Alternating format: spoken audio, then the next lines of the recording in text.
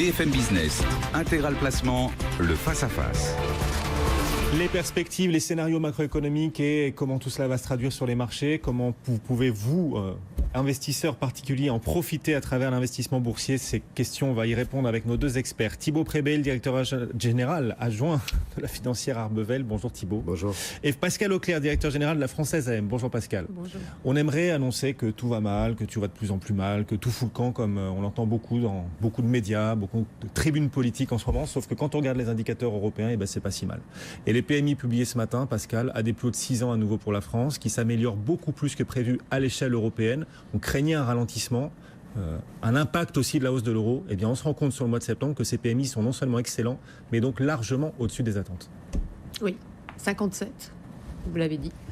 Non, je trouve cette conjonction de nouvelles depuis le début de l'année, c'est pas un phénomène récent, on en parle ici depuis quelques mois, tout à fait encourageante. Alors, par la qualité des données qui nous sont livrées, bien évidemment, en particulier en Europe, mais également par la synchronisation de la qualité de ces données au niveau mondial. Et donc, ça nous évite d'avoir des zones à différentes vitesses, ça nous évite des déséquilibres. Et donc, ce qui, au-delà de la qualité, encore une fois, de ces chiffres, je trouve est rassurant pour l'avenir, et leur synchronisation, vraiment. C'est la première fois, nous disait l'OCDE, troisième fois, depuis la Deuxième Guerre mondiale, troisième fois seulement qu'on a toutes les zones synchronisées en croissance. Exactement. Ouais. Et à un niveau de croissance qui se compare. Alors, on va faire une toute petite séparation quand même entre les zones émergentes, dont on sait qu'elles croissent plus vite en moyenne que le reste. Mais sur une croissance mondiale aujourd'hui, si vous regardez les contributions à la croissance mondiale qui est en train de tangenter gentiment avec tout ça 4%, et que vous regardez sur la trajectoire récente qui sont les contributeurs, c'est intéressant de voir que vous avez un point à peu près de contribution qui vient de Chine.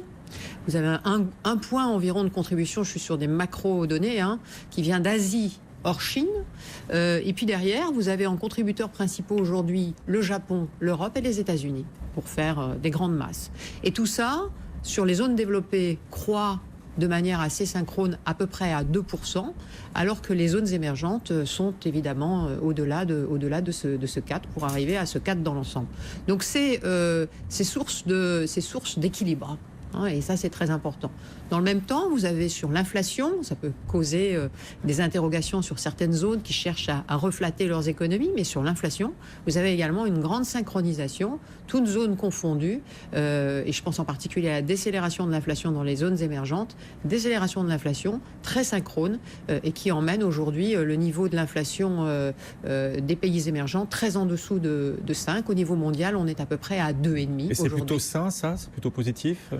Oui, c'est plutôt positif. Il ne s'agit pas de déflation, il s'agit de désinflation partant de niveaux qui, dans des pays comme le Brésil, la Russie, étaient évidemment constituaient des problèmes pour les économies de ces pays. Donc oui, c'est sain dans la tendance, bien évidemment. Bon, et on voit que manifestement, ça dure. En effet, on se disait depuis quelques mois que les PMI avaient tendance à s'essouffler en Europe, les indicateurs de confiance, et puis là, bam, brusque accélération en ce mois de septembre. Ça veut dire qu'on en a encore sous le pied pour la dynamique européenne, la croissance européenne, Thibaut?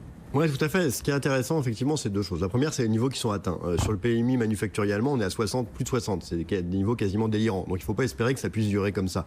Mais rappelons-nous qu'à un moment donné, on tangentait la barre des 50 et on disait, tiens, on va passer les 50, c'est bien. Donc on est à des niveaux où, quelque part, on n'a pas besoin que ça réaccélère. Si on peut rester durablement au-dessus de 55, c'est déjà quasiment merveilleux. Le point qui est intéressant dans ce qui se passe aujourd'hui, c'est la différence entre la vision locale qu'on peut avoir et la vision internationale. Si on regarde les Français, ils disent, bon, Macron, ça fait un peu pchit, ça déçoit, la popularité baisse énormément, etc. Quand on regarde la vision internationale, c'est des rénovations à venir, c'est un programme qui est plutôt respecté, et une image de la France qui est très bonne à l'étranger et qui amène des investissements. Alors on peut dire qu'ils ont tort de le penser, ça, chacun a le droit d'avoir son avis, mais ce qui est sûr, c'est que en termes de flux, en termes de vision, en termes entre guillemets business, la France, évidemment toujours l'Allemagne, reste des pôles d'investissement qui sont désormais attractifs. Et ça joue. Ça joue dans l'investissement, ça joue dans la possibilité de faire progresser l'emploi. Et donc c'est un point qui est positif.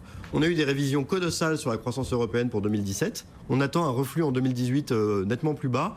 L'enjeu des mois à venir, c'est est-ce qu'on ne va pas continuer à sous-estimer cette dynamique qui se met? Est-ce que 2018 ne va pas être meilleur?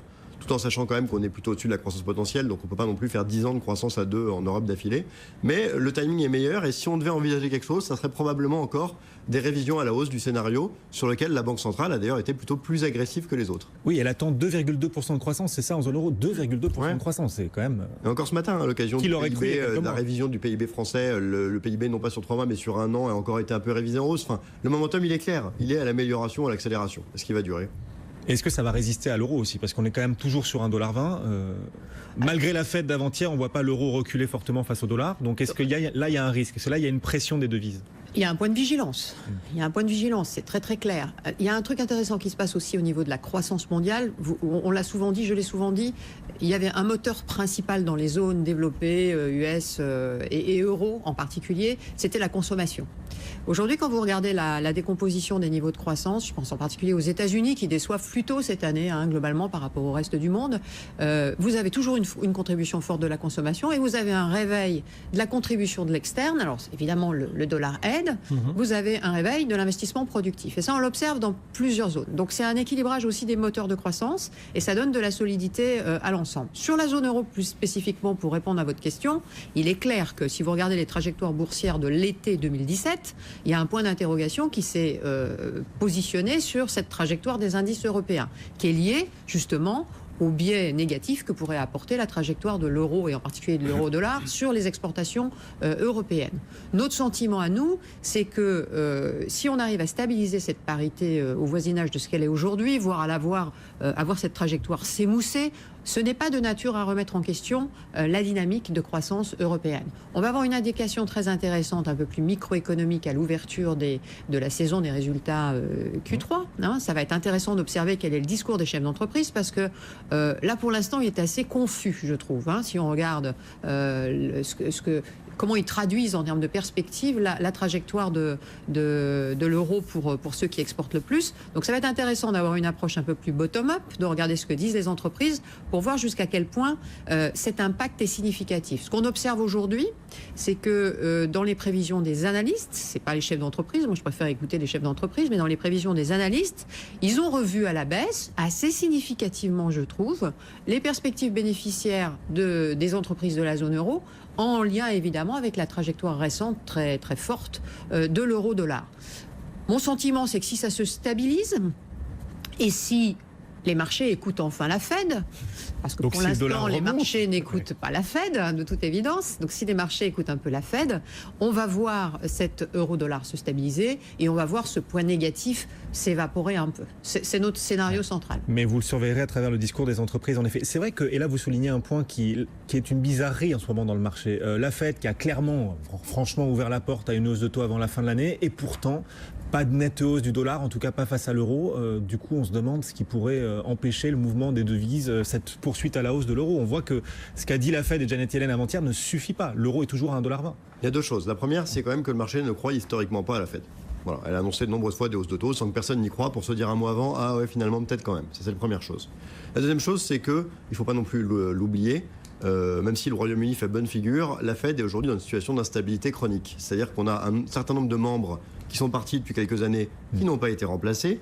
Et avec le départ de Janet Yellen, en fonction de si elle garde la tête de la Réserve fédérale à la fin de son mandat ou pas, on aura la moitié du Conseil de la Réserve fédérale qui sera plus là. Ce qui veut donc dire que la capacité de Donald Trump, avec sa lisibilité, plutôt son illisibilité maintenant bien connue, à faire un peu ce qu'il veut de cette Fed est réelle.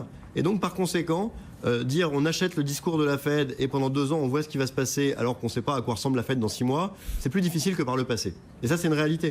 De la même manière que quand on approchera des derniers mois de Mario Draghi, on aura plus d'interrogations sur comment les choses peuvent évoluer. Donc ça c'est un vrai sujet, d'autant plus que Donald Trump est passé de je veux un dollar fort à finalement pas tellement, puis je veux des taux qui montent et puis ah oui finalement pas tellement. Donc voilà, le problème de la Réserve fédérale, c'est que le marché n'y croit historiquement pas et avec le manque de lisibilité sur le personnel de ce comité de la Réserve fédérale, ça va être difficile de voir cette conviction changer. Ça tombe mal parce qu'on entend tous les intervenants nous dire que l'évolution de la parité euro-dollar, elle est entre les mains de la Fed, pas entre les mains de la BCE en ce moment. Si la Fed nous en dit peu ou que les marchés en tout cas ne croient pas à ce qu'elle dit parce qu'il va y avoir un changement de tête, ça veut dire qu'on va rester dans ce marais là sur les devises, dans cette incertitude encore longtemps, Pascal ? Moi, je pense qu'il faut quand même écouter ce que raconte la Fed. En effet, elle a perdu en crédibilité pour des raisons que Thibault a très bien expliquées, sur lesquelles je ne reviens pas. Il y a un peu moins de visibilité au horizon, on va dire, du printemps 2018 de ce point de vue-là. Donc c'est normal que les marchés aient moins confiance. Néanmoins, si vous regardez les anticipations qui étaient dans les futurs avant, avant le début du mois de septembre, vous n'aviez aucune hausse de taux avant la fin 2019 pricée par le marché.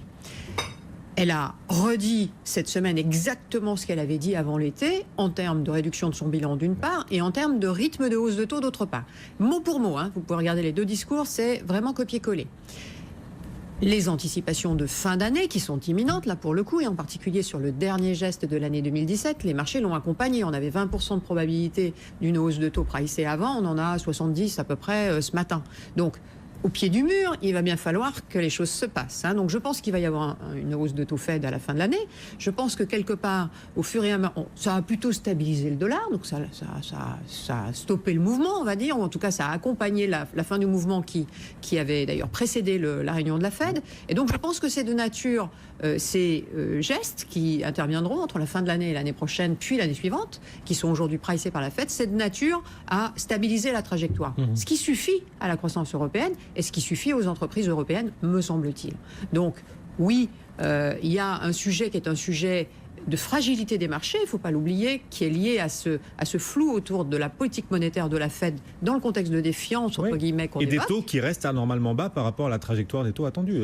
Les taux de marché sont peut-être dangereux aujourd'hui. Enfin, il y a un risque de choc violent. Oh non, on a un calendrier tellement long devant nous, qu'il s'agisse de la Fed ou qu'il s'agisse de la BCE, que je crois qu'il faut être relativement serein sur la trajectoire des taux longs. On peut avoir des pics de volatilité sur les anticipations de taux courts, et ça me paraît dangereux aux États-Unis, beaucoup moins du côté de l'Europe et de la BCE. Mais aux États-Unis, quand on a zéro anticipation, on se l'a déjà dit ici, il faut se méfier un peu. Et on va avoir des mouvements Fed, je pense qu'on en aura un à la fin de l'année.